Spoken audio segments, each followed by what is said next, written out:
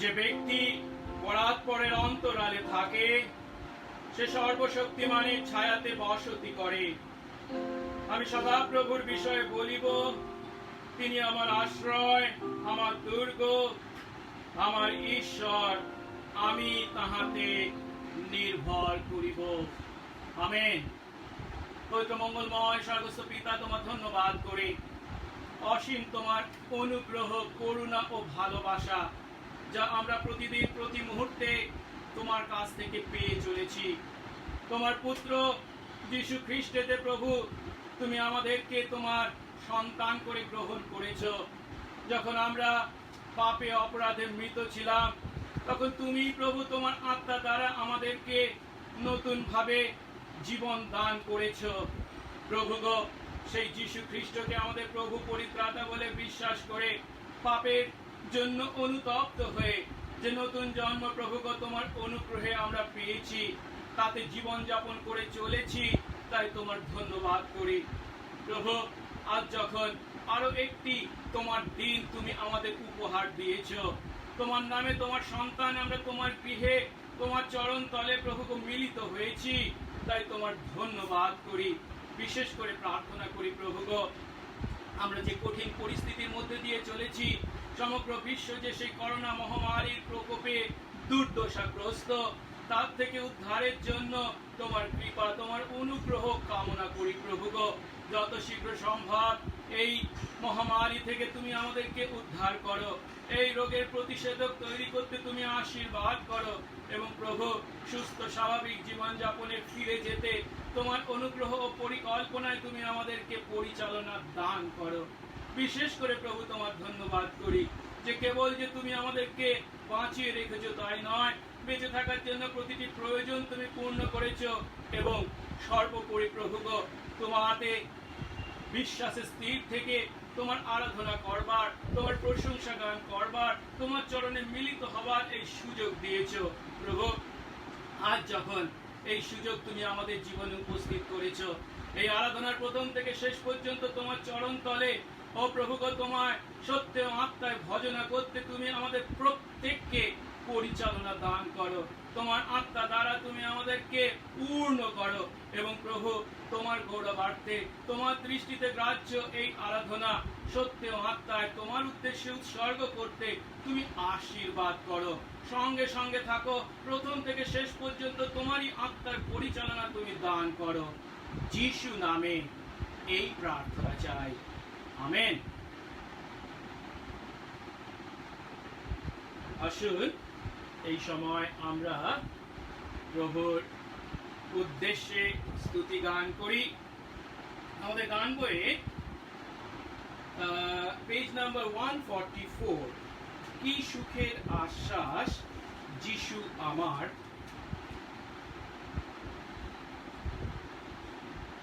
কি স্পষ্ট শ্রুত হয়, এই গানটি করব 66 সংখ্যার পেজ নাম্বার 144।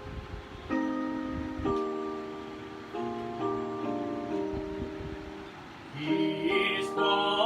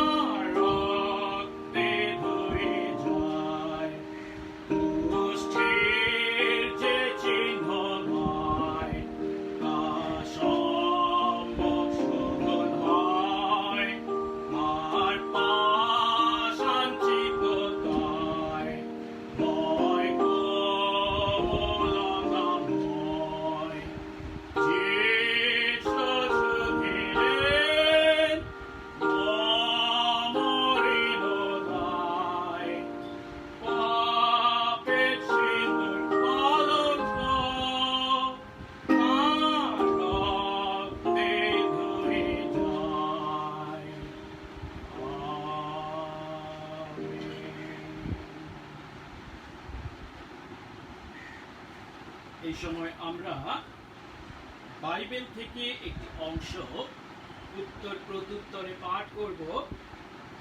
আমরা হিতোপদেশ থেকে, হিতোপদেশ 21 অধ্যায় 1 পদ থেকে 15 পদ পাঠ করব।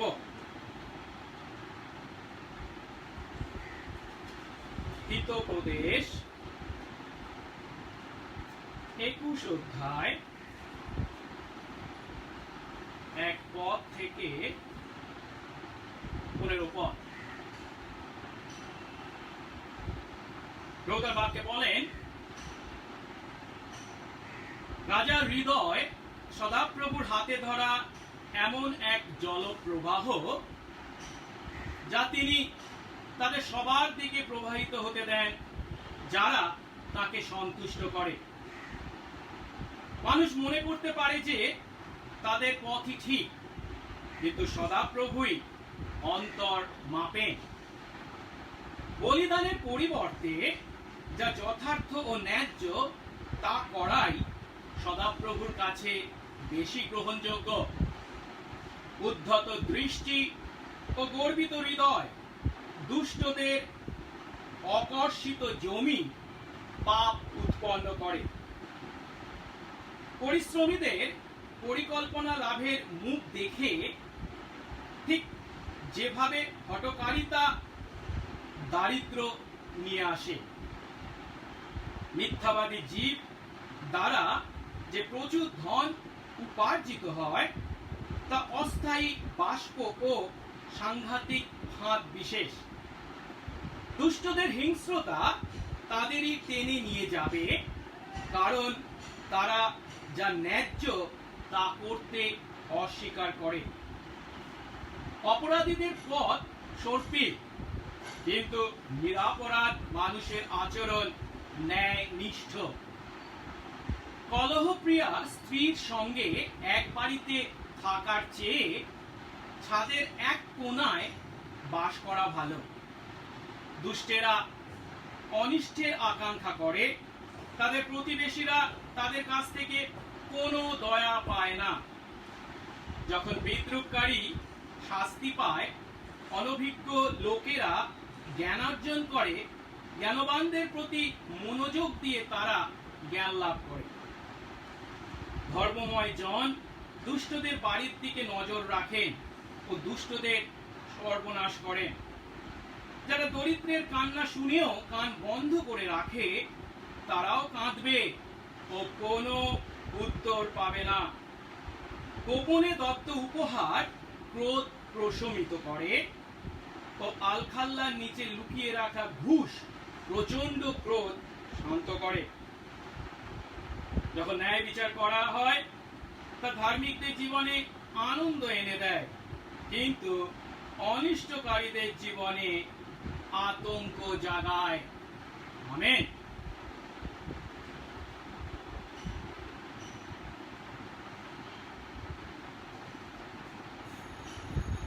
আসুন আমরা আমাদের মণ্ডলীর বিশ্বাস সূত্র তথা নৈতিক বিশ্বাস সূত্র সকলে একসঙ্গে বিশ্বাস সহকারে স্বীকার করি।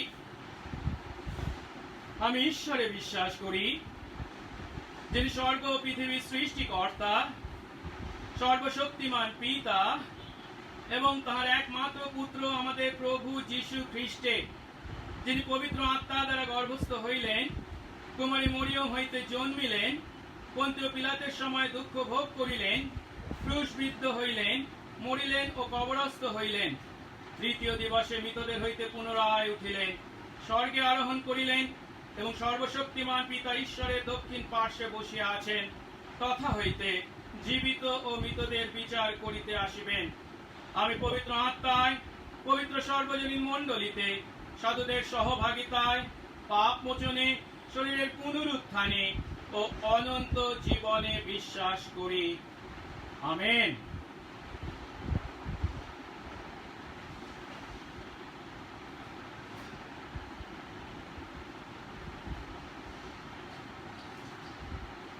আজ প্রভু আমাদের পাঠ ও অধ্যয়নের জন্য তার যে বাক্য দিয়েছেন, আসুন সেটি দেখি। প্রেরিতদের কার্য বিবরণ 1 অধ্যায় 12 পদ থেকে 14 পদ। আজকে শাস্ত্রপাঠ প্রেরিত 1 অধ্যায় 12 পদ থেকে 14 পদ। যিশুর নামে আমি পাঠ করি। তখন তাহারা জৈতুন নামক পর্বত হইতে জেরুসালেমে ফিরিয়া গেলেন।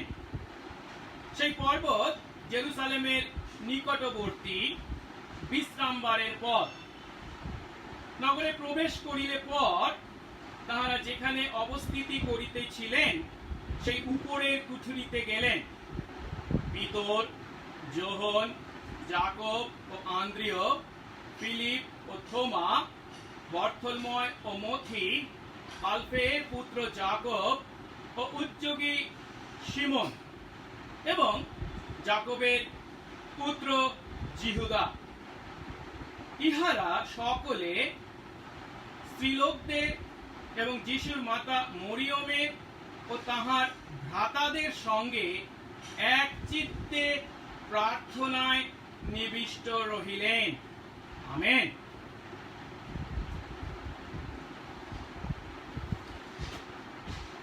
আসুন প্রভুর বাক্যের অর্থ উপলব্ধি করার জন্য তিনি তার আত্মা দ্বারা যে বাক্য তার দাসের মাধ্যমে লিপিবদ্ধ করেছেন, সেই আত্মার পরিচালনায় উপলব্ধি করতে তার সাহায্য ভিক্ষা করি, প্রার্থনা করি। পবিত্র পবিত্র পবিত্র মঙ্গলময় সর্বস্ত পিতা, তোমার ধন্যবাদ করি। তোমার অনুগ্রহে আজ যে আমরা তোমার চরণতলে মিলিত হতে পেরেছি, সত্য আত্মায় তোমার ভজনা করার সুযোগ পেয়েছি, তাই তোমার ধন্যবাদ করি প্রভু গো। আজ এই কঠিন পরিস্থিতির মধ্যেও যে তুমি আমাদেরকে বাঁচিয়ে রেখেছ এবং প্রভু তোমার নামে তোমার চরণতলে মিলিত হওয়ার সুযোগ দিয়েছ এবং প্রভু তোমার বাক্য থেকে শেখার সুযোগ দিয়েছ, তাই তোমার ধন্যবাদ।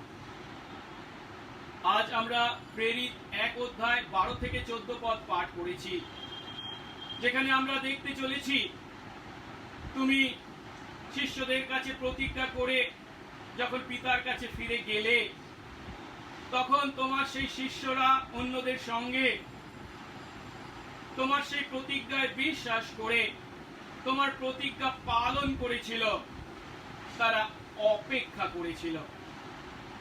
আজ প্রভু সেই শাস্ত্রাংশের মাধ্যমে আমরাও তাদের অনুকরণে তোমার প্রতিজ্ঞায় বিশ্বাস করে অপেক্ষা করতে চাই।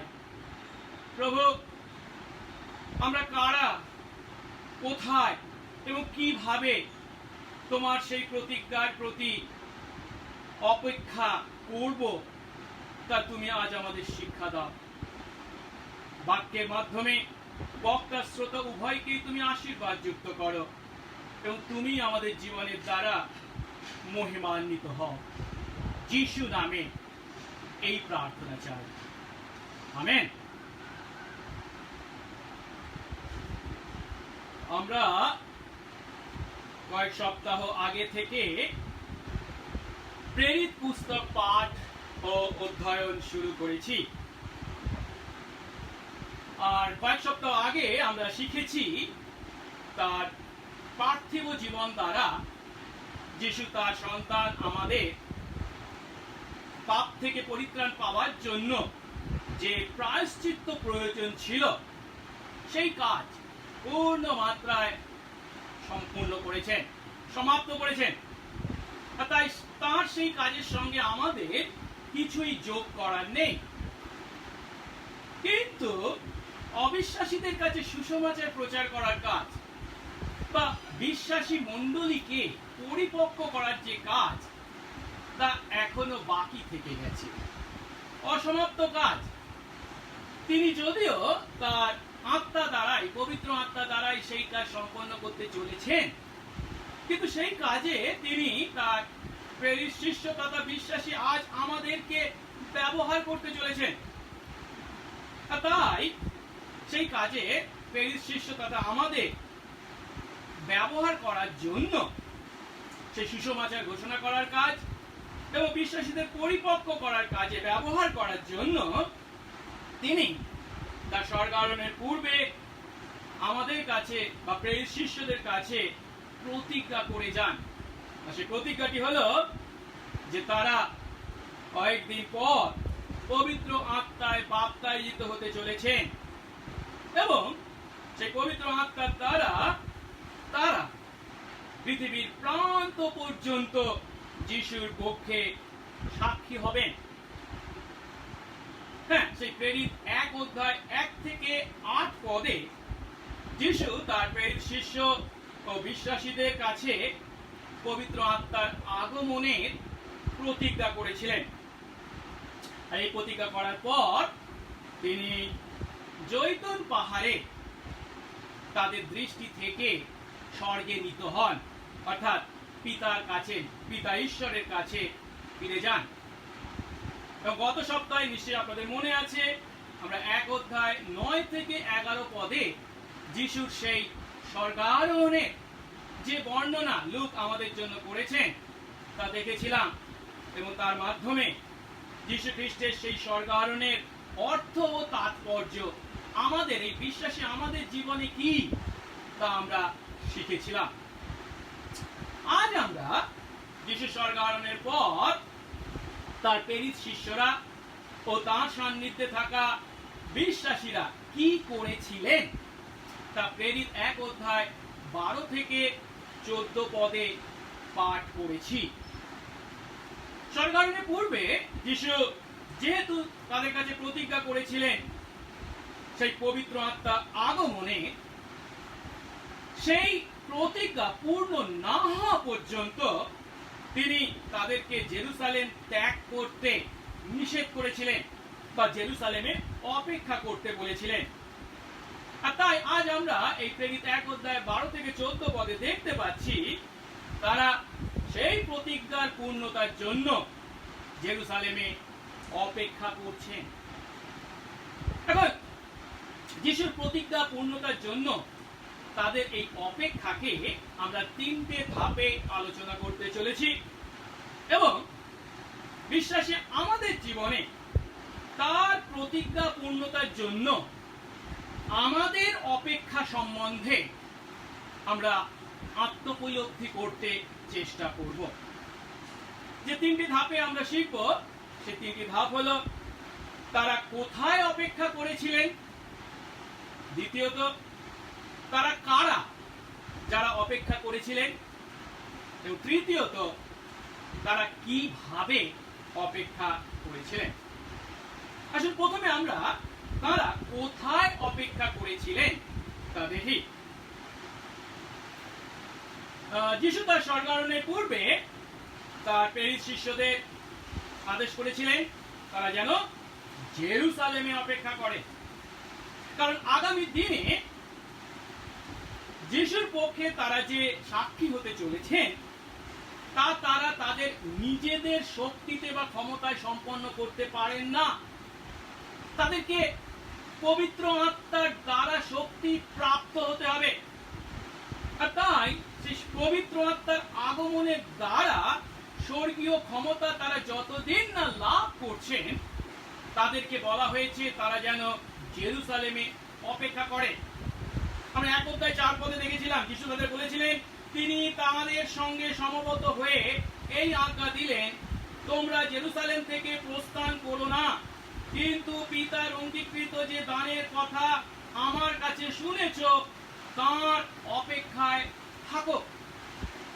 শুধু প্রেরিত 1 অধ্যায় 4 পদে নয়, লূক তার সুসমাচার 24 অধ্যায় 49 পদেও এই একই কথা বলেছিলেন, আমার পিতা যা প্রতিজ্ঞা করেছেন তা আমি তোমাদের কাছে প্রেরণ করছি, কিন্তু যে পর্যন্ত ঊর্ধ্ব থেকে শক্তি পরিহিত হও সে পর্যন্ত তোমরা এই নগরে অবস্থিতি করো।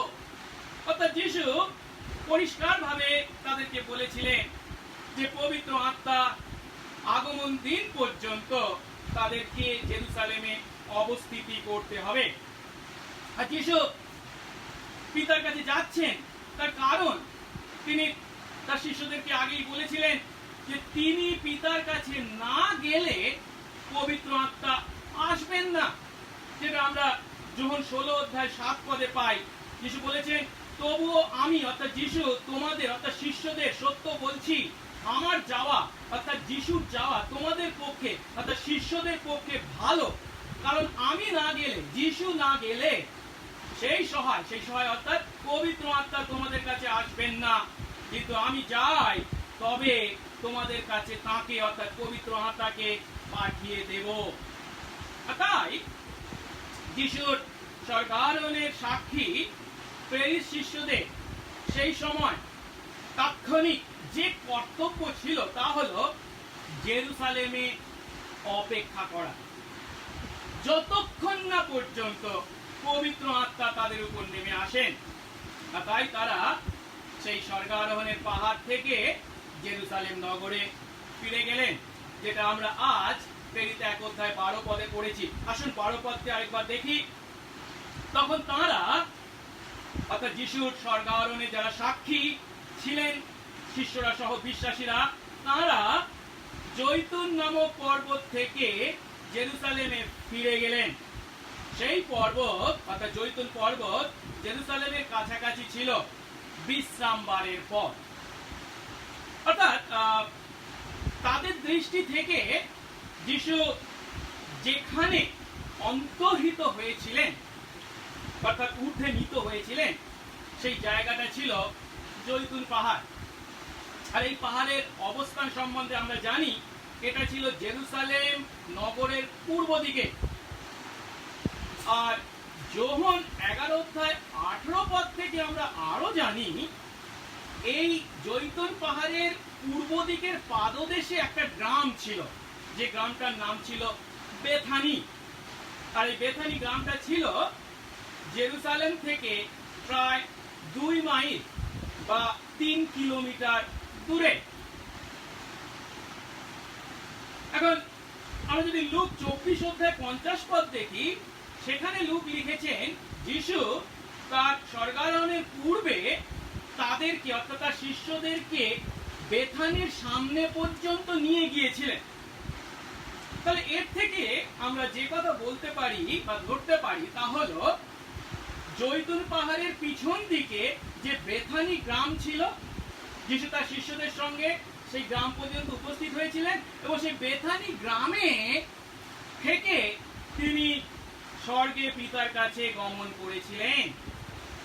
আর এখন যিশু যেহেতু তাদের জেরুসালেম ত্যাগ করতে নিষেধ করেছেন, তাই আমরা দেখতে পাচ্ছি তার শিষ্যরা সেই বেথানি গ্রাম থেকে জেরুসালেম নগরে ফিরে যাচ্ছেন।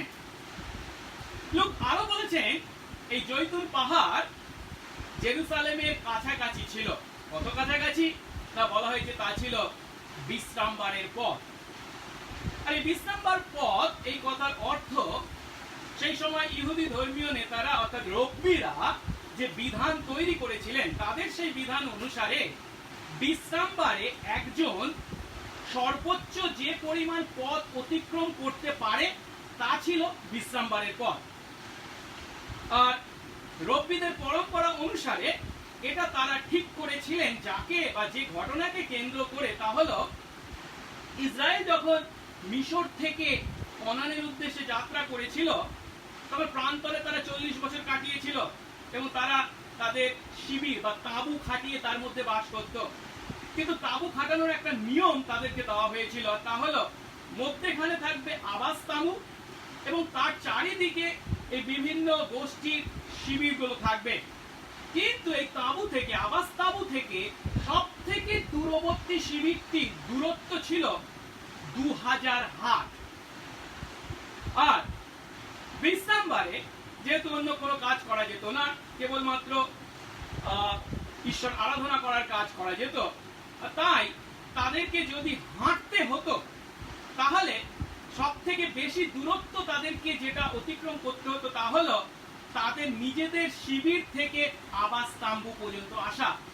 আর সেই দূরত্বটা ছিল কতখানি? 20,000 হাত, বা যেটাকে 1 কিলোমিটারের একটু বেশি বলা যেতে পারে।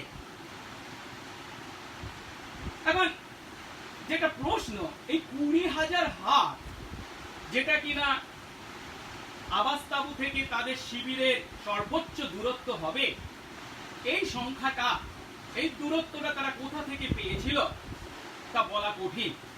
কারণ শাস্ত্রে কোথাও এ বিষয়ে স্পষ্ট উল্লেখ করা হয়নি।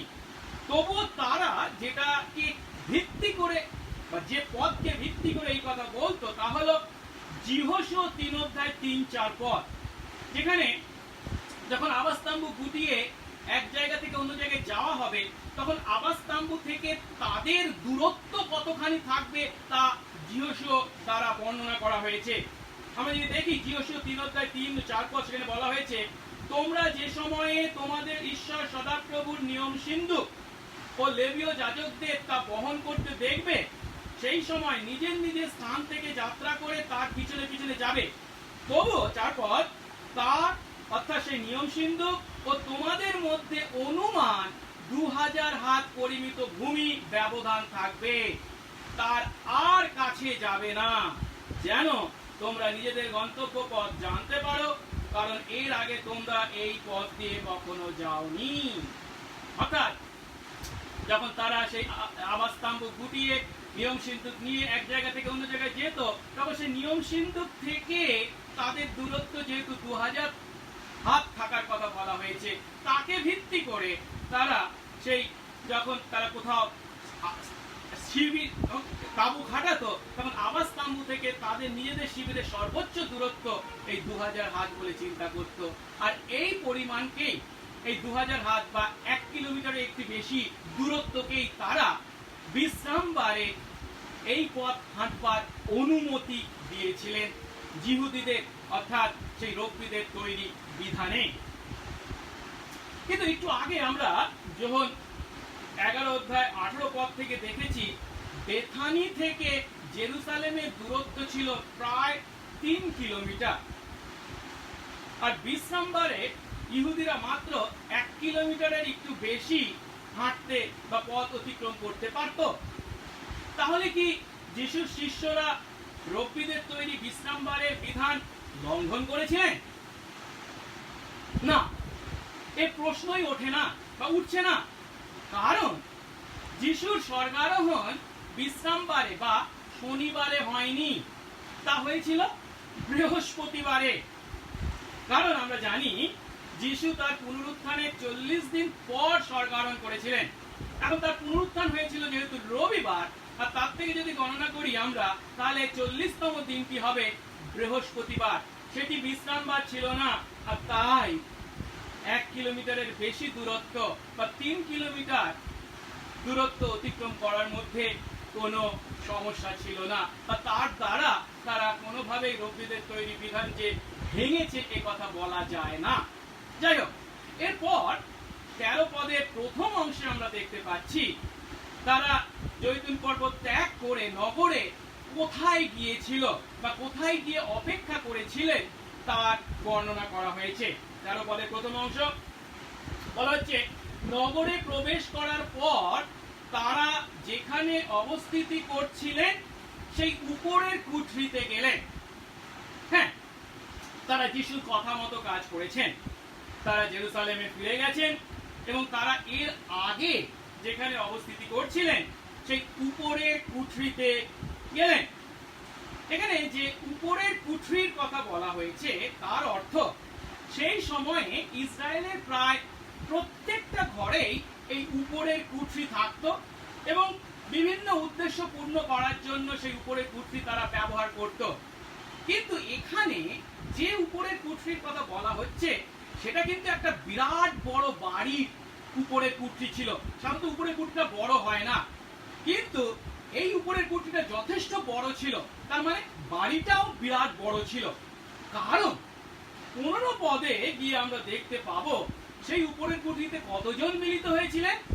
120 জন। আর এর থেকে আমরা উপলব্ধি করি যে সেই বাড়িটি যথেষ্ট বড় ছিল এবং বড় হওয়ার কারণে তার উপরের কুঠরিটাও বেশ বড় ছিল। তার ফলস্বরূপ সেই 120 জন সেখানে মিলিত হতে পেরেছিলেন।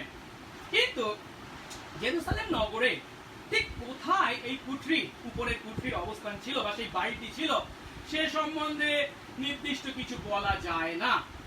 তবুও এখানে একটা ইঙ্গিত আমাদের দেওয়া হয়েছে, তা হলো কি না, তারা যেখানে অবস্থিতি করছিলেন, একে ভিত্তি করে ধরা যেতে পারে যতদূর সম্ভব, যদিও তা প্রমাণ করা সম্ভব নয়, সেই ঘরটি ছিল একই ঘর যেখানে যিশু তার মৃত্যুর আগের দিন রাতে, অর্থাৎ তুষীয় মৃত্যুর পূর্ব রাতে তার শিষ্যদের সঙ্গে নিস্তার পর্বের ভোজ বা প্রভুর ভোজ পালন করেছিলেন। আবার অনেকে মনে করেন এটি ছিল সেই একই ঘর যেখানে পুনরুত্থানের পর যিশু তার শিষ্যদেরকে কয়েকবার দেখা দিয়েছিলেন। আবার অনেকে মনে করেন, হয়তো তার মধ্যে অনেক সত্যতা আছে, তাহলে এই ঘরটি ছিল এই বিরাট বড় বাড়িটি এবং তার সেই বড় উপরের কুঠরিটা ছিল আমাদের নতুন নিয়মে যে দ্বিতীয় সুসমাচার আছে, মার্কের সুসমাচার, তার যে লেখক মার্ক, যাকে প্রেরিত 12 অধ্যায় 12 পদে যোহন নামে পরিচিত মার্ক, তার মা অর্থাৎ মরিয়মের বাড়ি ছিল বলেই অনেকে ধরে থাকে। যাই হোক, এর থেকে আমরা যেটা দেখতে পাচ্ছি বা উপলব্ধি করতে পারছি তা হলো তারা জৈতুন পাহাড় থেকে নেমে এসে জেরুসালেমের একটি বাড়ির উপরের কুঠরিতে মিলিত হয়েছিলেন।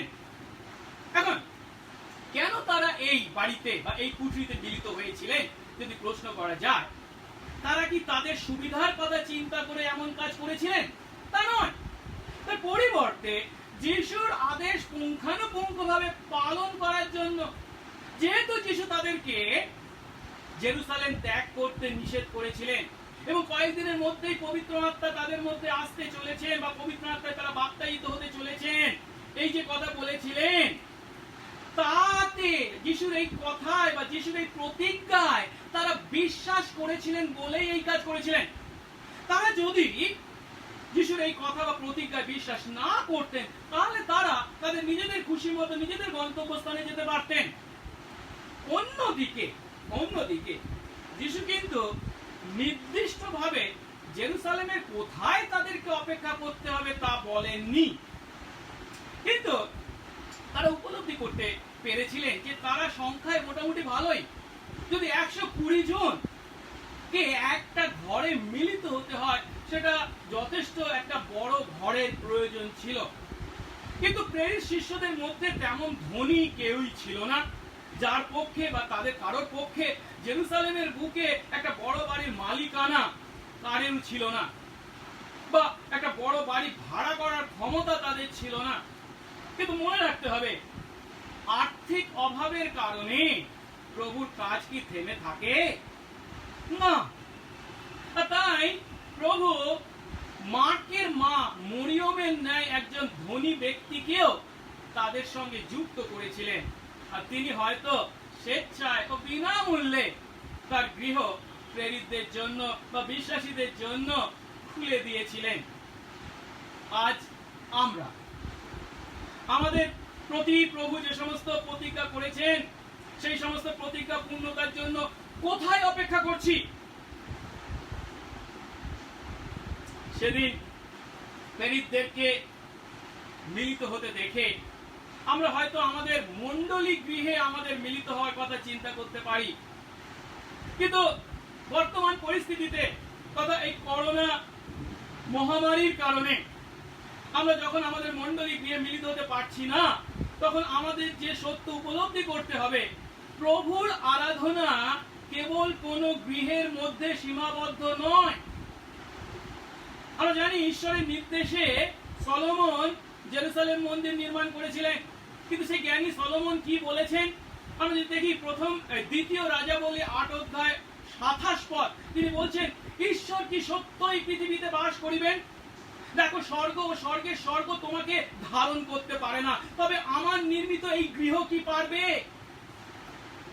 কেবল তাই নয়, নতুন নিয়মে আমরা কি দেখতে পাই? সেই কূপের ধারে সমরিয়া নারীকে যিশু বলেছিলেন যখন 4:21 এমন সময় আসছে যখন তোমরা না এই পর্বতে না জেরুসালেমে পিতার ভজনা করবে, কিন্তু এমন সময় আসছে বরং এখনই উপস্থিত যখন প্রকৃত ভজনাকারীরা আত্মায় ও সত্যে পিতার ভজনা করবে, কারণ বাস্তবিক পিতা এই রূপ ভজনাকারীদের অন্বেষণ করেন। ঈশ্বর আত্মা, আর যারা তার ভজনা করে তাদের আত্মায় ও সত্যে ভজনা করতে হবে। হ্যাঁ, ঈশ্বর আত্মা, আর তিনি সর্বত্র বিরাজমান, আর তাই আমরা সর্বত্র তার আরাধনা করতে পারি, তার কাছে প্রার্থনা করতে পারি এবং আমাদের প্রতি তার প্রতিজ্ঞা পূর্ণতার জন্য অপেক্ষা করতে পারি। আর সেই ঈশ্বর খ্রিস্ট বিশ্বাসী আমাদের প্রত্যেকের মধ্যে বাস করেন, কারণ আমরাই হলাম পবিত্র আত্মার মন্দির। আর তাই আসুন, এখন আমরা যে পরিস্থিতির মধ্যে আছি তা যে তিনিই অনুমতি দিয়েছেন তা জেনে এই পরিস্থিতির মধ্যেও একই বিশ্বাসে আমরা যেখানেই থাকি না কেন তাকে স্মরণ করি, তার কাছে প্রার্থনা করি, তার আরাধনা করি এবং আমাদের প্রতি তার প্রতিজ্ঞা পূর্ণতার জন্য অপেক্ষা করি। আসুন এবার আমরা দ্বিতীয় ধাপে তারা কারা যারা অপেক্ষা করেছিলেন তা দেখি। যিশুর আদেশ পালন করে সেদিন যিশুর যে সমস্ত প্রেরিত শিষ্য জেরুসালেমের উপরে কুঠিতে মিলিত হয়েছিলেন, লোক তাদের নামের তালিকা আমাদের কাছে 13 পদের দ্বিতীয় অংশে দিয়েছেন। কারা ছিলেন? পিতর, যোহন, যাকব ও আন্দ্রিয়, ফিলিপ ও থোমা, বর্তলময় ও মথি, আলফের পুত্র যাকব ও উদ্যোগী বা জিলট দলভুক্ত সিমন এবং যাকবের পুত্র, যাকবের ছেলে জিহুদা। লুক তার সুসমাচারেও, লুক লিখিত সুসমাচার 6:14-16 পদেও যিশুর প্রেরিত শিষ্যদের নামের একটা তালিকা দিয়েছেন। আর আমরা যদি সেই তালিকার সঙ্গে এই তালিকাকে তুলনা করি তাহলে দেখব অবিকল এক, কেবল একটাই পার্থক্য, আর সেটা হলো এই প্রেরিত 1:13 পদের শেষ অংশে যে তালিকা দেওয়া হয়েছে সেখানে যিশুর শিষ্য ইস্করিওতীয় জিহুদার নাম বাদ পড়েছে। কারণ আমাদের সকলেই জানা, ইস্করিওতীয় জিহুদা যিশুর সঙ্গে বিশ্বাসঘাতকতা করেছেন, আত্মহত্যা করেছেন, তিনি আর নেই এবং আগামী রোববার আমরা দেখব তার সেই স্থান পূর্ণ করবার জন্য আরেকজনকে গ্রহণ করা হবে। অন্যদিকে এই যিশুর শিষ্যদের তালিকা আমরা মার্ক 3:18 পদে এবং মথি 10:3 পদেও পাই এবং সেই তালিকার সঙ্গে যদি এই তালিকাকে আমরা তুলনা করি একটাই পার্থক্য দেখতে পাই। মথি ও মার্ক যাকে থদ্দেও বলেছেন সেখানে লুক তাকে যাকবের ছেলে জিহুদা বলেছেন। যাই হোক, তাহলে আমরা দেখতে পাচ্ছি সেখানে যিশুর এই 11 জন প্রেরিত শিষ্যের সকলেই উপস্থিত ছিলেন, কিন্তু কেবল তারা নয়, তাদের সঙ্গে আরো কয়েকজন ছিলেন এবং তাদের কথা 14 পদের প্রথম অংশে বলা হয়েছে। তাদের সঙ্গে কারা ছিলেন? এরা সকলে কাদের সঙ্গে ছিলেন? স্ত্রীলোকদের সঙ্গে, যিশুর মা মরিয়মের সঙ্গে ও যিশুর ভাইদের সঙ্গে। অর্থাৎ এখানে লোক 3 ধরনের লোকের উপস্থিতির কথা বলেছেন, শিষ্যরা ছাড়াও 3 ধরনের লোক। প্রথমত স্ত্রীলোকেরা, দ্বিতীয়ত যিশুর মা এবং তৃতীয়ত যিশুর ভাইদের উপস্থিতি। প্রথমে আমরা দেখি সেই যে স্ত্রীলোকদের উপস্থিতির কথা বলা হয়েছে, আর এরা হলেন সেই সমস্ত স্ত্রীলোক যারা গালিল থেকে যিশুর শিষ্যদের সঙ্গে এই জেরুসালেম পর্যন্ত এসেছিলেন এবং লুক তার সুসমাচারে আমাদেরকে বারবার দেখিয়েছেন যে এই সমস্ত স্ত্রীলোক যিশুর পার্থিব পরিচর্যা কালে যিশুর সঙ্গে থেকে বিশেষ ভূমিকা গ্রহণ করেছিলেন। বিশেষ করে আমরা যদি দেখি 8 অধ্যায়, লুক 8:2-3 পদ, সেখানে বলা হয়েছে এই সমস্ত স্ত্রীলোক যিশুর পার্থিব পরিচর্যা কালে বিশ্বস্তভাবে নিজেদের অর্থ সম্পত্তি থেকে সাহায্য করতেন। মাগদালা, মরিয়ম, যোহান্না, সুসান্না এরা ছিলেন। আবার এই স্ত্রীলোকরাই সেই সমস্ত স্ত্রীলোক যারা যিশুর পার্থিব পরিচর্যার শেষ দিনগুলিতে যিশুর সঙ্গে ছিলেন। কেবল তাই নয়, পুনরুত্থানের পর, যিশুর পুনরুত্থানের পরও তারা সেই পুনরুত্থানের সাক্ষী হয়েছিলেন। আর তাই এখানেও এই যিশু স্বর্গারোহণের থেকে 50 সপ্তাহের দিনের মধ্যবর্তী সময়ে শিষ্যদের সঙ্গে যে তারাও সেখানে সেই উপরের কুঠরিতে উপস্থিত ছিলেন, এটা কোনো অস্বাভাবিক বিষয় নয়। তাই আমরা ধরে নিতে পারি সেই সমস্ত স্ত্রীলোকরা কারা ছিলেন? মাগদালা মরিয়ম, ক্লিওপাস স্ত্রী মরিয়ম, বেথানি মার্থা ও মরিয়ম, সালোমি, যোহান্না, সুসান্না বা তাদের মতো আরো অনেকে।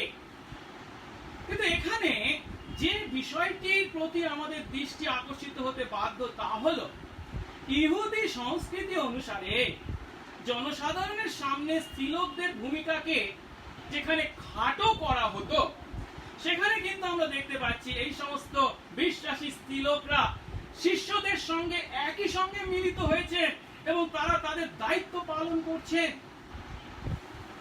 খুবই গুরুত্বপূর্ণ বিষয়। দ্বিতীয়ত আমরা সেখানে যিশুর শিষ্যদের সঙ্গে আর কার উপস্থিতির কথা দেখছি? যিশুর মা মরিয়মে। এবং আমরা যদি ভালো করে নতুন নিয়ম দেখি তাহলে দেখতে পাবো নতুন নিয়মে এখানেই অর্থাৎ প্রেরিত 1:14 পদে যিশুর মা মরিয়মের কথা শেষবারের জন্য উল্লেখ করা হয়েছে। এরপর কোন পত্রে যিশুর মা মরিয়মের কথা উল্লেখ করা হয়নি। এখানে এই যিশু স্বর্গারোহণের পর উপরের কুঠরিতে শিষ্যদের প্রার্থনা করে অপেক্ষা করার সময় মরিয়ম তাদের সঙ্গে উপস্থিতি ছিলেন বলে যে আমরা মণ্ডলীতে মরিয়মকে বিশেষ স্থান বা পদ দিতে বাধ্য, এমন চিন্তা করার কোনো উপায় নেই। কারণ তিনিও হলেন ওই গালিল থেকে যে সমস্ত স্ত্রীলোকেরা জেরুসালেম পর্যন্ত এসেছিল এবং এই সমস্ত বিষয়ে সাক্ষী হয়েছিল সেখানে উপস্থিত, তাদেরই মধ্যে একজন মাত্র, এর বেশি কিছু নন। অবশ্য যিশুর মা মরিয়ম নিশ্চয়ই বিশেষ গুণের অধিকারী ছিলেন, তা না হলে আমাদের প্রভুর মা হিসাবে নিশ্চয়ই তিনি মনোনীত হতেন না। আর সেই কথা চিন্তা করে আমরা অবশ্যই তার প্রতি শ্রদ্ধা বা সম্মান প্রদর্শন করতে পারি। যেমন ইলিসাবেথ তাকে দেখে বলেছিলেন, নারীদের মধ্যে তুমি ধন্যা এবং ধন্য তোমার জঠরের ফল, লুক 1:42 পদে। কিন্তু যে সত্য আজ এখানে আমাদের উপলব্ধি করতে হবে, মরিয়মও তার জীবনে আর 5 জন সাধারণ মানুষের ন্যায়, সাধারণ নারীর ন্যায়, পাপপূর্ণ নারীর ন্যায় ঈশ্বরকে তথা তার পরিত্রাতাকে গৌরবান্বিত করেছেন এবং তিনি নিজেকে ঈশ্বরের দাসী হিসাবে বর্ণনা করেছেন, যার জীবনে ঈশ্বরের করুণা প্রয়োজন ছিল। কেন আমি কথা বলছি? লুক 1:46-50 পদে তিনি যে প্রার্থনা বা যে প্রশংসা গান করেছেন তাতে কি বলেছেন? বলছেন, আমার প্রাণ প্রভুর মহিমা কীর্তন করছে, আমার আত্মা আমার ত্রাণকর্তা ঈশ্বরে উল্লসিত হয়েছে, কারণ তিনি নিজ দাসী, নিজেকে দাসী বলে তিনি স্বীকার করছেন, নিজ অবস্থার প্রতি দৃষ্টিপাত করেছেন। কারণ দেখো, এখন থেকে পুরুষ পরম্পরায় সকলে আমাকে ধন্য বলবে, কারণ যিনি পরাক্রমী তিনি আমার জন্য মহৎ মহৎ কাজ করেছেন, তার নাম পবিত্র, যারা তাকে ভয় করে তার দয়া তাদের পুরুষ পরম্পরায় বর্তায়। অর্থাৎ একজন সাধারণ বিশ্বাসীর ন্যায় তিনি নিজেকে তার নিজ অবস্থার কথা স্বীকার করে তিনি ঈশ্বরের গৌরব করেছেন, পরিত্রাতার গৌরব করেছেন। আর তাই মরিয়মের কাছে প্রার্থনা করা বা খ্রিস্টের পাশাপাশি তাকেও পরিত্রাতার আসনে বসানো শাস্ত্রের শিক্ষা বা তার নিজের স্বীকারোক্তি সম্পূর্ণ বিপরীত কাজ। আমরা জানি নতুন নিয়মের পত্রগুলি, চিঠিগুলি নতুন নিয়মের খ্রিস্টীয় মতবাদ রূপায়ণে বিশেষ ভূমিকা গ্রহণ করেছিল, কিন্তু সেই সমস্ত পত্রে মরিয়মের কোনো উল্লেখ আমরা পাই না। আর তাই মরিয়মের বিষয় রোমান মণ্ডলীর শিক্ষা তথা মরিয়মের নিজের কুমারীর গর্ভে জন্ম হওয়া বা শারীরিকভাবে স্বর্গারোহণ করার সম্বন্ধে যে সমস্ত তত্ত্বকে দেখতে পায় তাদের কোনো বাইবেল ভিত্তিক যুক্তি নেই, এগুলি সবই মানুষের কল্পনার ফল। অন্যদিকে যিশুর সঙ্গে তার পার্থিব সম্পর্ক ছিল, অবশ্যই তিনি যিশুর মাতা, প্রভুর মাতা, ঠিক কথা, কিন্তু তার সেই পার্থিব সম্পর্ককে ভিত্তি করে তিনি যে কোনো আত্মিক সুবিধা লাভ করেছিলেন তা নয়। সেটা সুসমাচারে খুব স্পষ্ট করেই যিশু আমাদের কাছে উপস্থাপিত করেছেন। আমরা যদি মার্ক 3 অধ্যায় 31-32 পদ দেখি, সেখানে দেখতে পাই যিশুর পার্থিব পরিচর্যাকালে তার সঙ্গে দেখা করতে তার মা মরিয়ম এবং তার ভাইরা এসেছিলেন। আমরা পড়ি 3 অধ্যায় 31-32 পদ। তার মা অর্থাৎ যিশুর মা, তার ভাইরা অর্থাৎ যিশুর ভাইরা এলেন এবং বাইরে দাঁড়িয়ে তাকে ডেকে পাঠালেন। 32 পদ। তখন তার চারদিকে লোক বসেছিল। তারা তাকে বলল, দেখুন আপনার মা ও আপনার ভাইরা বাইরে আপনার জন্য অন্বেষণ করছেন, খোঁজ করছেন। কিন্তু যিশু তখন তাদের কি উত্তর দিয়েছিলেন দেখি তো, 33, 34, 35 পদ। তিনি বলছেন, আমার মা কে, আমার ভাইরাই বা কারা? পরে যারা তার চারদিকে বসেছিল তিনি তাদের প্রতি দৃষ্টিপাত করে বললেন, এই দেখো আমার মা ও আমার ভাইরা, কারণ যে কেউ ঈশ্বরের ইচ্ছা পালন করে সেই আমার ভাই ও বোন ও মা।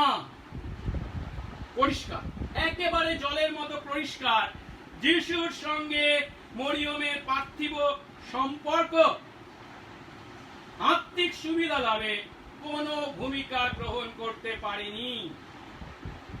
এবং লুক 11 অধ্যায় 17 থেকে 27 এবং 28 পদে যিশু আরো পরিষ্কার ভাবে বলেছেন। আমি পড়ি লুক 11 অধ্যায় 27 পদ।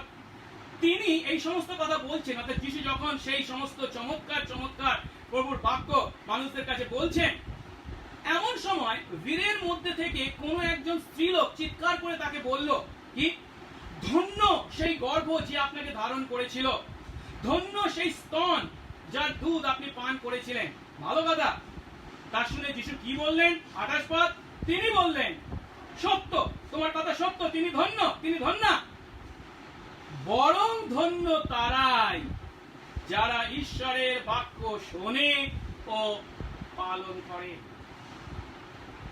আসুন এবারে আমরা যিশু শিষ্যদের সঙ্গে আর কারা উপস্থিত ছিল তাদেরকে দেখি। তৃতীয়ত যারা ছিল তারা হলো যিশুর ভাইরা।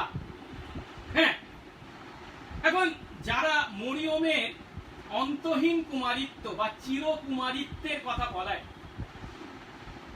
মরিয়ম কুমারী অবস্থায় গর্ভবতী হয়েছিলেন, যিশুকে জন্ম দিয়েছিলেন এবং তারপরে তিনি মৃত্যু পর্যন্ত চিরকুমারী ছিলেন বলে যারা বলেন, তাদের কথা অনুসারে এখানে যে ভাইদের কথা বলা হয়েছে তারা মরিয়মের গর্ভের সন্তান ছিলেন না, পরিবর্তে যোসেফের পূর্ব বিবাহে, যোসেফ আগে যে বিয়ে করেছিল তাদের সেই বিবাহের ফলস্বরূপ উৎপন্ন সন্তান, কিংবা যিশুর খুড়তুতো বা মাসতুতো ভাই বলে তারা ব্যাখ্যা করে।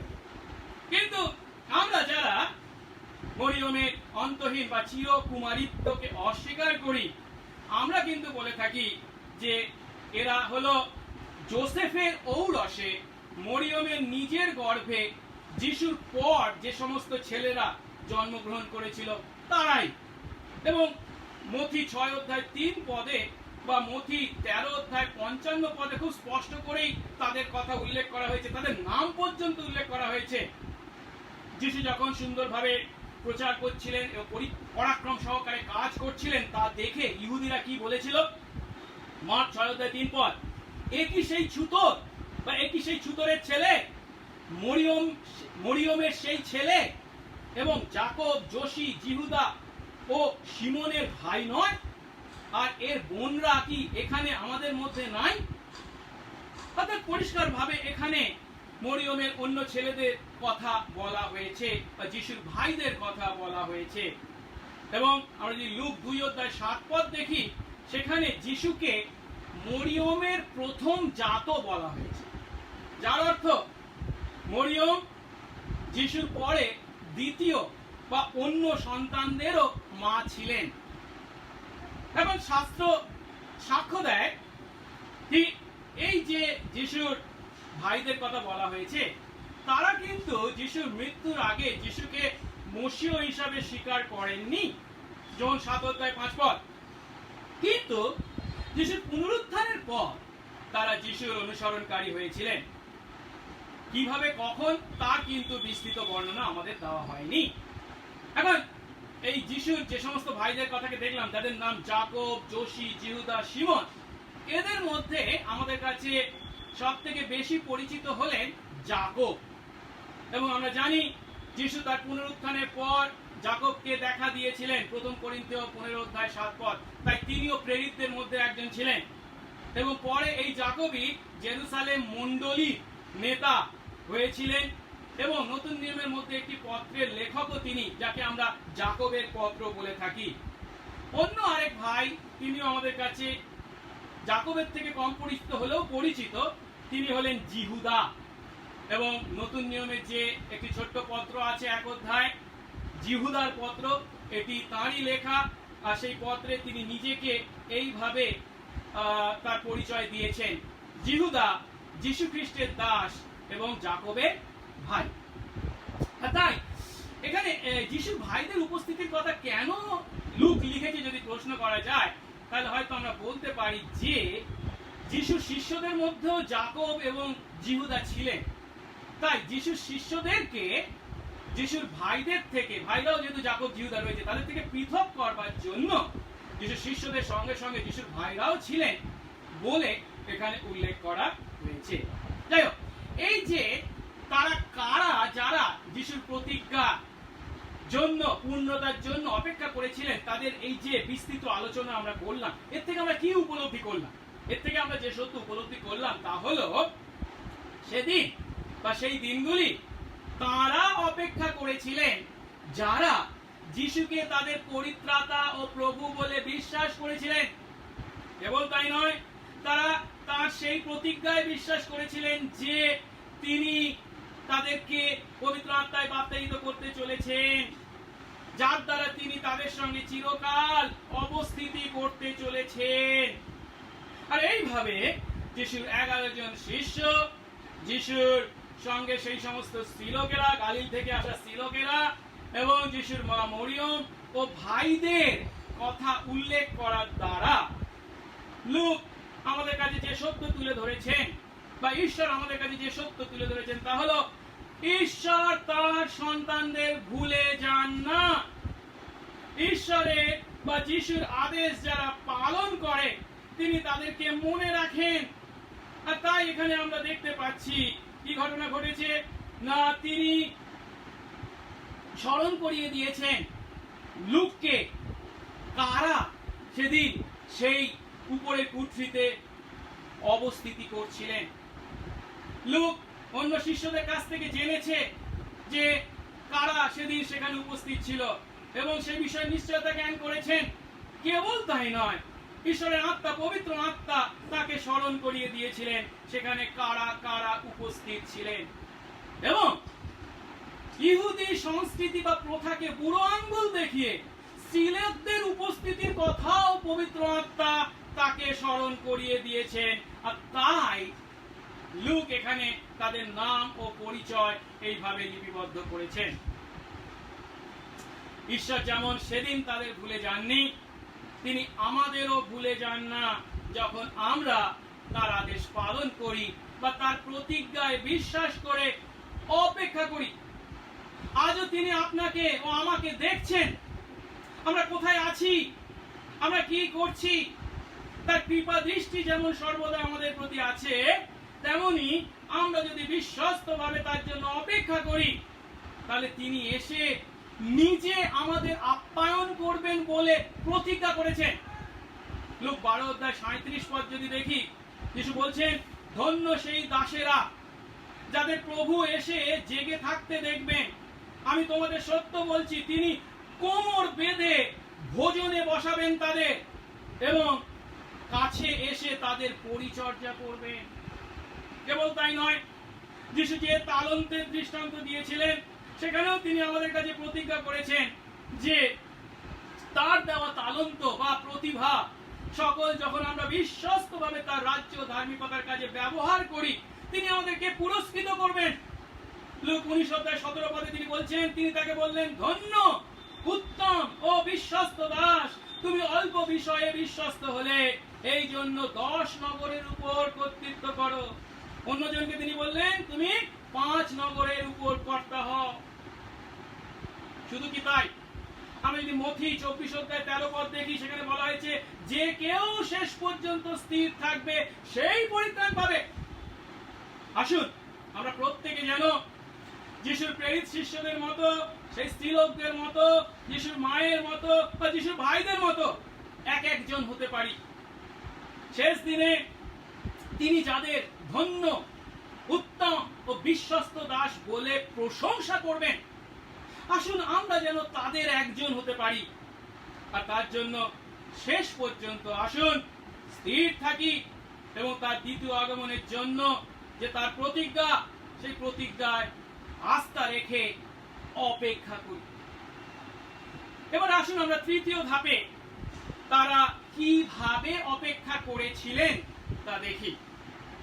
যিশুর পুনরুত্থানের পর 40তম দিনে যিশু স্বর্গারোহণ করেছিলেন এবং তার পুনরুত্থানের পর 50তম দিনে পবিত্র আত্মার আগমন ঘটেছিল। আর এই দুই ঘটনার মধ্যবর্তী কটা দিন, এই 10 দিন ধরে অন্য বিশ্বাসীদের সঙ্গে প্রেরিত শিষ্যরা উপরের কুঠরিতে মিলিত হয়ে যে কাজটি করছিলেন তা হলো এক চিত্তে প্রার্থনায় নিবিষ্ট থাকার কাজ, যে কথা 14 পদের শেষ অংশে বলা হয়েছে। তারা কি করছিলেন? এক চিত্তে প্রার্থনায় নিবিষ্ট রইলেন। এখানে তারা যে কেবল একটি স্থানে মিলিত হয়েছিলেন তা নয়, একটি স্থানে সবাই মিলে মিলিত হওয়ার সঙ্গে সঙ্গে যারা মিলিত হয়েছিলেন তারা একচিত্ত হয়েছিলেন। আর একচিত্ত হওয়ার অর্থ তাদের মধ্যে সেই আধ্যাত্মিক ঐক্য ছিল। এই আধ্যাত্মিক ঐক্য তাদেরকে একটি কাজে নিবিষ্ট করেছিল, আর সেই কাজটি হলো প্রার্থনা। প্রেরিত 4:24 আমরা দেখতে পাই, পিতর ও যোহন যখন ইহুদি ধর্মীয় নেতাদের দ্বারা অত্যাচার ভোগ করেছিলেন, কিন্তু শেষে তারা তাদেরকে ছেড়ে দিতে বাধ্য হয়েছিলেন, তখন তারা ফিরে গিয়ে বিশ্বাসীদেরকে সেই সমস্ত কথা যখন বলেছিলেন, তখন তারা কি করেছিলেন? একইভাবে এক চিত্তে প্রার্থনা করে বলেছিলেন। তারা সে সকল শুনে এক চিত্তে ঈশ্বরের উদ্দেশ্যে বলতে লাগলো, হে স্বামীন তুমি তুমি তুমি ইত্যাদি। অর্থাৎ তারা এক চিত্তে প্রার্থনা করেছিলেন। আবার এক চিত্ত বা এক মন হওয়া, আধ্যাত্মিক ঐক্যের ফলস্বরূপ আবার একমত হওয়া বা সিদ্ধান্ত গ্রহণ করার কথাও আমরা প্রেরিত 15:25 পাই। এই জন্য আমরা একমত হয়ে একজনকে মনোনীত করলাম। আর তারা একটি স্থানে মিলিত হয়েছিল, তারা একচিত্ত হয়েছিল এবং একচিত্ত হয়ে তারা কি করেছিল? প্রার্থনায় তারা নিবিষ্ট ছিল। আর এই প্রার্থনায় নিবিষ্ট থাকার মাধ্যমে বলা হয়েছে যে কথা, তা হলো তারা ক্রমশ ধারাবাহিকভাবে প্রার্থনায় রত ছিলেন। শিষ্যদেরকে যিশু বললেন বা বলেছিলেন কয়েকদিনের মধ্যে তারা পবিত্র আত্মায় বাপ্তায়িত হতে চলেছে। বিশ্বাসীরা ও প্রেরিত শিষ্যরা যিশুর প্রতিজ্ঞায়, সেই প্রতিজ্ঞায় বিশ্বাস করেছিলেন। আর তাই তাদের প্রভু যেহেতু তাদের ছেড়ে পিতার কাছে এখন গেছেন, সেই যিশুকে এখন শারীরিকভাবে তারা নিজেদের মধ্যে পাচ্ছেন না। সেই যিশুর সঙ্গে তারা কিভাবে যোগাযোগ স্থাপন করতে পারেন? এখন একটাই উপায়, আর সেটা কি ছিল? প্রার্থনা। এখন এই যে পবিত্র আত্মার আগমনে বা পবিত্র আত্মায় বাপ্তায়িত হওয়ার পূর্বে তারা এক চিত্তে প্রার্থনায় নিবিষ্ট হয়েছিলেন, একে যেন আমরা, এর অর্থ যেন আমরা ভুল ব্যাখ্যা না করি। কারণ আমি যেটা বলতে চাইছি, এইভাবে প্রার্থনায় নিবিষ্ট ছিলেন বলে যে পবিত্র আত্মার পঞ্চসপ্তমীর দিন নেমে এসেছিলেন বা তারা পবিত্র আত্মায় বাপ্তায়িত হয়েছিলেন তা কিন্তু নয়। পরিবর্তে যিশু নিজে তাদের কাছে প্রতিজ্ঞা করেছিলেন যে তিনি তাদের পবিত্র আত্মায় বাপ্তায়িত করতে চলেছেন। আর যিশু যা প্রতিজ্ঞা করেন সবই তিনি পূর্ণ করেন, আর তাই সেই প্রতিজ্ঞা তিনি পঞ্চসপ্তমীর দিনে পূর্ণ করেছেন। এখন তাদের প্রার্থনা যদিও পঞ্চসপ্তমীর দিনে পবিত্র আত্মাকে তাদের মধ্যে নেমে আসতে বাধ্য করেনি, কিন্তু তাদের প্রার্থনা যে কাজটা করেছিল তা কি? পবিত্র আত্মা আগমনের জন্য তাদেরকে প্রস্তুত করেছিল। এই প্রস্তুতিটা হচ্ছে খুব গুরুত্বপূর্ণ বিষয়। আমরা যদি লুক 18:1-8 দেখি, সেখানে যিশু আমাদেরকে সর্বদাই প্রার্থনা করতে বলেছেন, নিরুৎসাহ হতে নিষেধ করেছেন, এবং সেখানে তিনি একটি দৃষ্টান্ত দিয়েছেন। সেই অধার্মিক বিচারকর্তার কাছে সেই বিধবা বারবার যেত এবং তার অনুরোধ রাখত। এখন আমরা দেখেছি যে তিনি সেই উদাহরণের মাধ্যমে আমাদেরকে অবিরত প্রার্থনা করতে বলেছেন। এখন আমাদেরকে কেন অবিরত প্রার্থনা করতে হবে? নিরুৎসাহ না হয় কেন? ও না, ঈশ্বর অধার্মিক বিচারকর্তার মতো আমাদের প্রার্থনা শুনতে চান না বা শুনতে আগ্রহী নন। তিনি এখন নিদ্রাগত, আর তাই তাকে তার নিদ্রা ভাঙাতে বা আগ্রহী করতে বাধ্য করার জন্য আমাদেরকে প্রার্থনা করতে হবে, তাই কি? না, তা কখনোই নয়। তিনি সেই অধার্মিক বিচারকর্তার সমতুল্য কখনোই নয়, বরঞ্চ পরিবর্তে ঠিক তার বিপরীত। কিছু বলছেন কি আমাদের ঈশ্বর কেমন?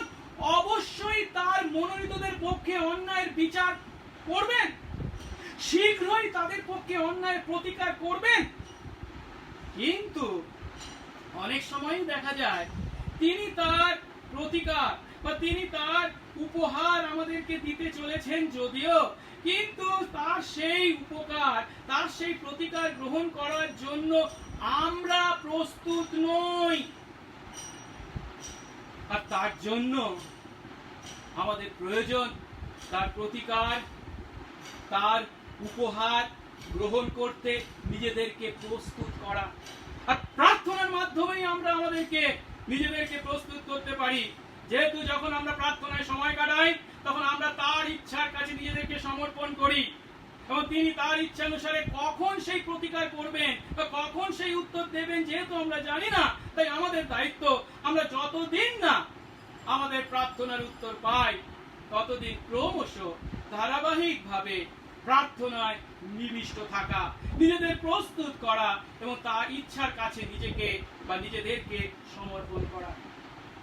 প্রেরিত 2 অধ্যায় 42 পদে এই নিবিষ্ট থাকার বিষয় বলা হয়েছে। তারা শিক্ষায়, প্রেরিতদের শিক্ষায়, সহভাগিতায়, রুটি ভাঙায় এবং প্রার্থনায় নিবিষ্ট ছিলেন প্রথম বিশ্বাসীরা।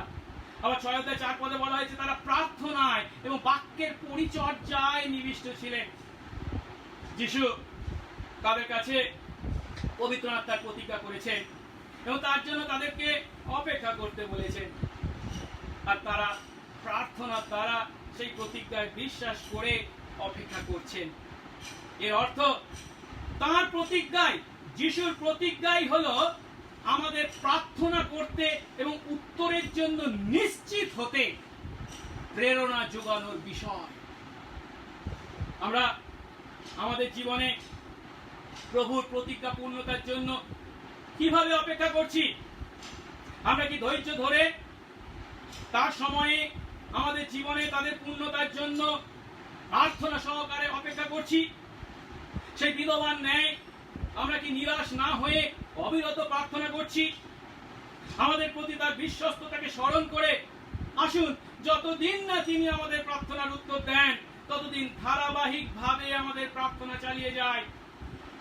মার্ক 13 অধ্যায় 33 পদে যিশু আমাদেরকে বলেছেন, সাবধান, তোমরা জেগে থাকো, প্রার্থনা করো, কারণ সেই সময় কখন হবে তোমরা তা জানো না।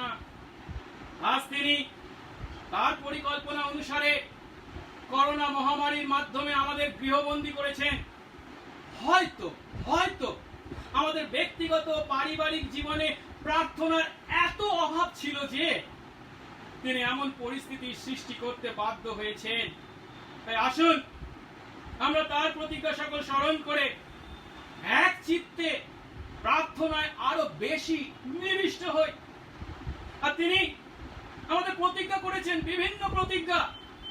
2 বংশাবলী 7 অধ্যায় 14 পদে তিনি আমাদের কাছে প্রতিজ্ঞা করেছেন, আমার প্রজারা যাদের উপরে আমার নাম কীর্তিত হয়েছে তারা যদি নম্র হয়ে প্রার্থনা করে, আমার মুখের অন্বেষণ করে এবং তাদের কুপথ থেকে ফেরে, তবে আমি স্বর্গ থেকে তা শুনবো, তাদের পাপ ক্ষমা করব ও তাদের দেশ আরোগ্য করব।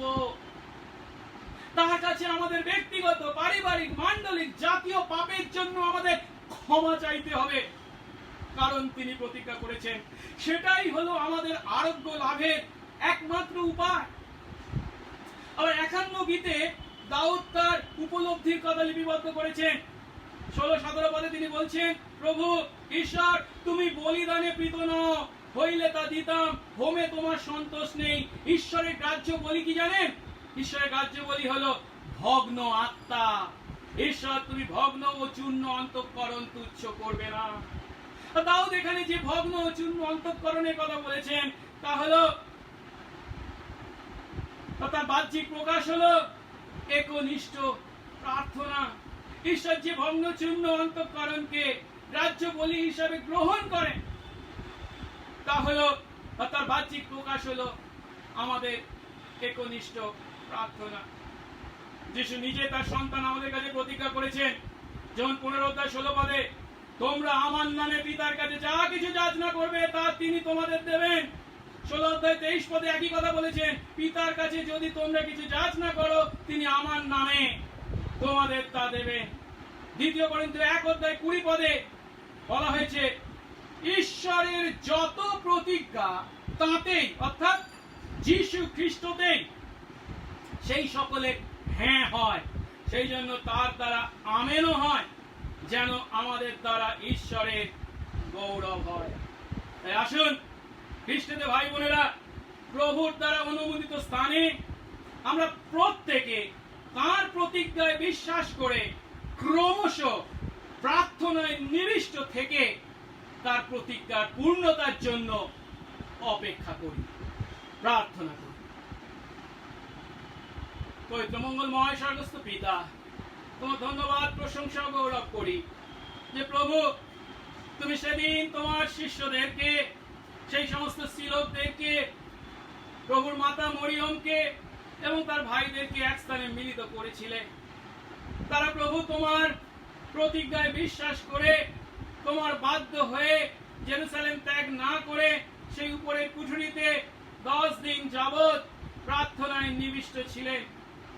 ও প্রভু, এর দ্বারা তুমি যে আগামী দিনে তাদেরকে আশীর্বাদ করতে চলেছ, জগতের প্রান্ত পর্যন্ত তাদেরকে সাক্ষী হিসেবে ব্যবহার করতে চলেছ, তার জন্য প্রয়োজন ছিল যে তাদের পবিত্র আত্মায় বাপ্তায়িত হওয়া।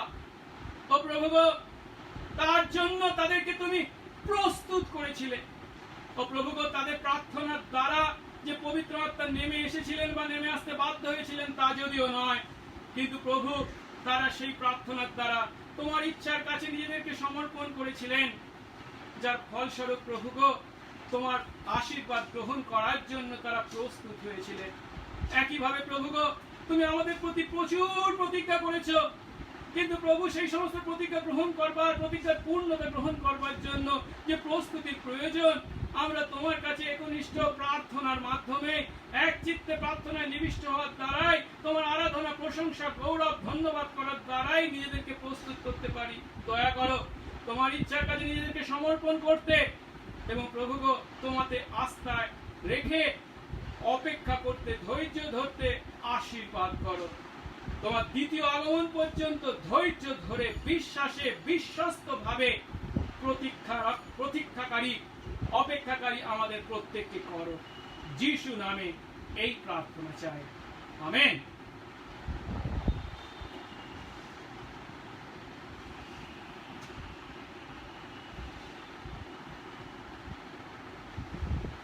আসলে এই সময় আমরা শেষ গান করব এবং গানের সময় আমরা আমাদের উপহার প্রভুর কাছে নিয়ে আসব।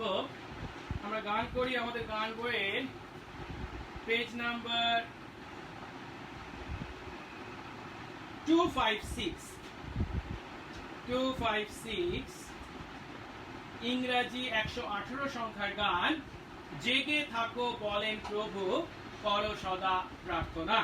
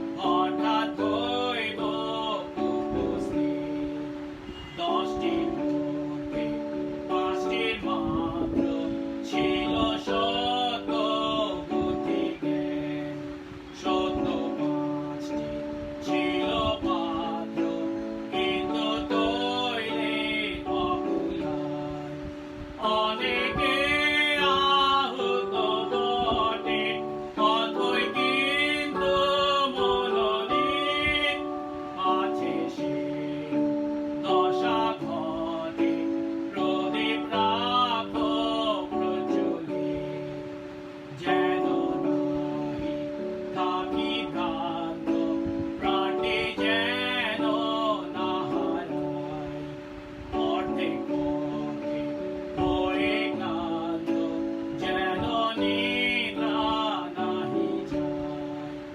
ওহে প্রভু সেই কারণ, চেতন রাখো আমারে, আত্মা দ্বারা করো শাসন, অঞ্জন দাও মোর চক্ষুতে।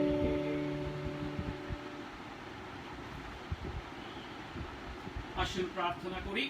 মঙ্গলময় স্বর্গস্থ পিতা, তোমার ধন্যবাদ করি, তোমার অনুগ্রহে বেঁচে আছি যে আমরা তোমার প্রতি আমাদের হৃদয়ের কৃতজ্ঞতা, ভক্তি ও ভালোবাসার অর্ঘ্য নিয়ে আমরা উপস্থিত হয়েছি তোমার কাছে। ও প্রভু, দশমাংশের দান, ধন্যবাদের দান ও অন্যান্য দান যে তোমার কাছে এনেছি, এর জন্য শ্লাঘা করার কিছুই নেই, পরিবর্তে আছে কেবল তোমার প্রতি কৃতজ্ঞতা প্রদর্শনের ইচ্ছা। ও প্রভু, তুমি যা দিয়েছ তা থেকে আরো অনেক বিষয় বেশি আনতে পারতাম, কিন্তু পারিনি, তুমি ক্ষমা করো। তুমি আমাদেরকে আরো বিশ্বাস দাও যেন প্রভু আগামী দিনে তোমার কাছে আমরা আমাদের হৃদয়ের সম্পূর্ণ উপহার তোমার কাছে আনতে পারি, যা তোমার কাছে আমরা প্রতিজ্ঞা করেছি। এবং প্রভু, এই সমস্ত উপহার ও দান তুমি তোমার রাজ্য ও ধার্মিকতার কাজে ব্যবহার করো। তুমি উচ্চীকৃত ও গৌরবান্বিত হও। যিশু নামে এই প্রার্থনা চাই, আমেন। এক্ষণে আমাদের একমাত্র ত্রাণকর্তা প্রভু যীশু খ্রিস্টের অপার অনুগ্রহ, পিতা ঈশ্বরের অসীম প্রেম, পবিত্র আত্মার শান্তি, সহভাগিতা ও আনন্দ বিশ্বাসী আমাদের প্রতি, এই অঞ্চলে প্রভুর মনোনীত প্রত্যেকটি আত্মার প্রতি এখন থেকে অনন্তকাল পর্যন্ত বিরাজিত হোক, আমেন।